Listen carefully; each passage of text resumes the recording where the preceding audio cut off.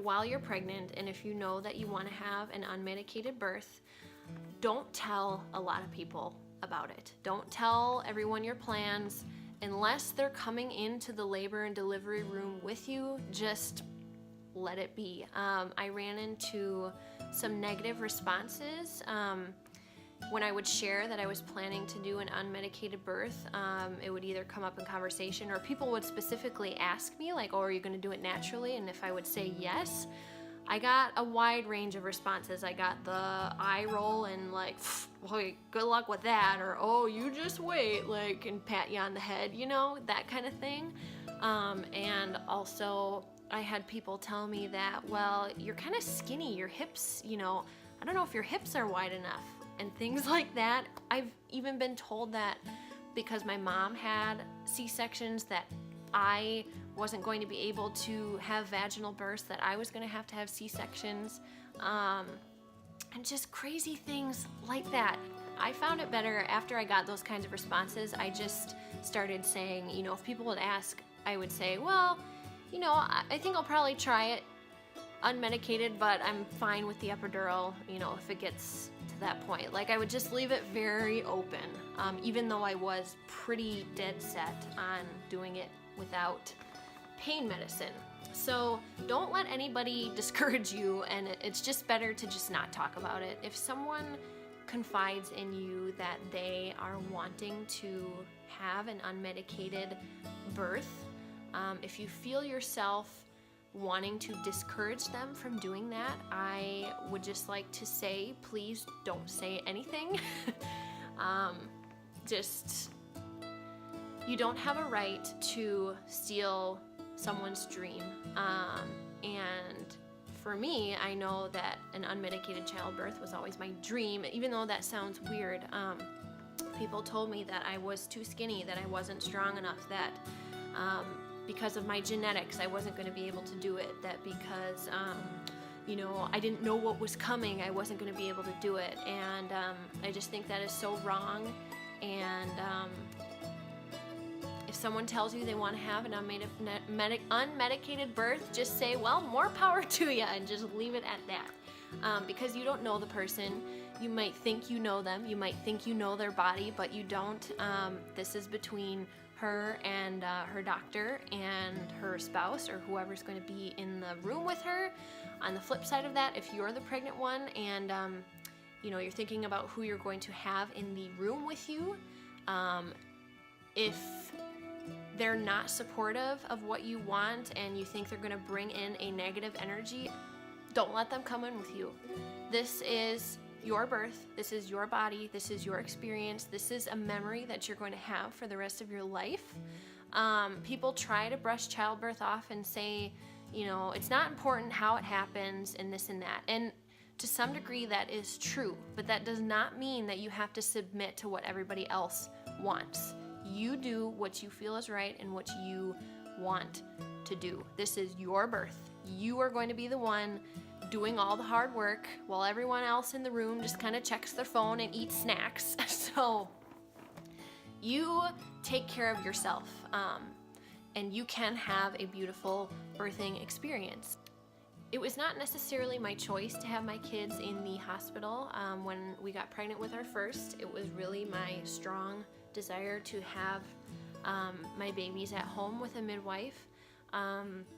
But at the time, my husband was in the military, and I could not find a midwife in the area that accepted TRICARE, and also really just the main reason. Because honestly, birthing with a midwife, even if you don't have insurance, most of the time is not all that expensive, assuming you don't have to get transferred to a hospital.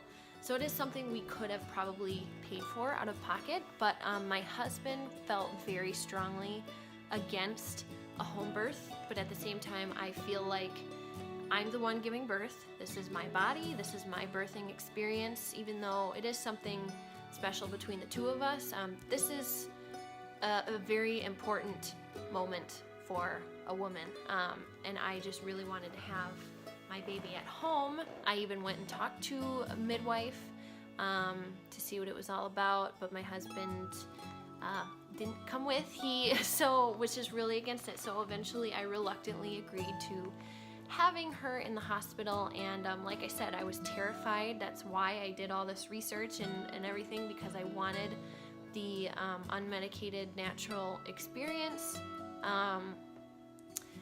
And going into it, I was really feeling like bad feelings toward doctors and hospitals, and thinking, well, they're just there to make money and they don't care about me, they just want to get it done, they're going to shoot me up with Pitocin and things like that. But I will say I was pleasantly surprised with my experiences. It is directly because of my childbirthing experiences in hospitals that I now have more faith in the medical field, in doctors and things like that. They're not all just these heartless people with cold tools.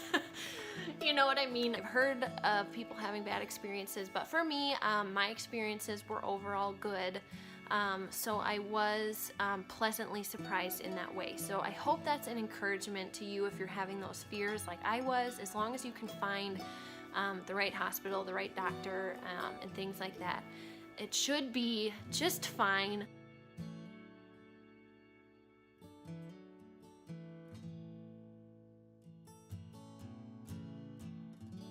So I would just want to encourage everybody to just be accepting and be loving and open to everybody and their experience.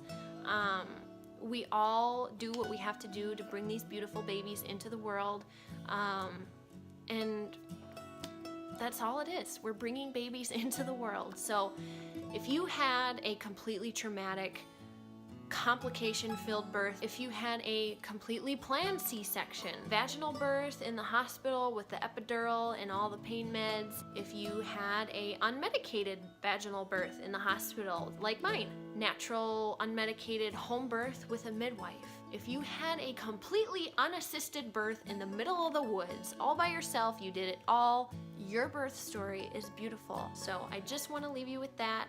Thank you so much for watching this video. If you have any other questions for me and my experience, need some more encouragement, please comment below or send me a message on social media. I would love to chat and help you in any way I can. Like I said, this is something so important to me, and I was so helped by YouTube videos in preparation for my births that I just would love to return the favor if I can.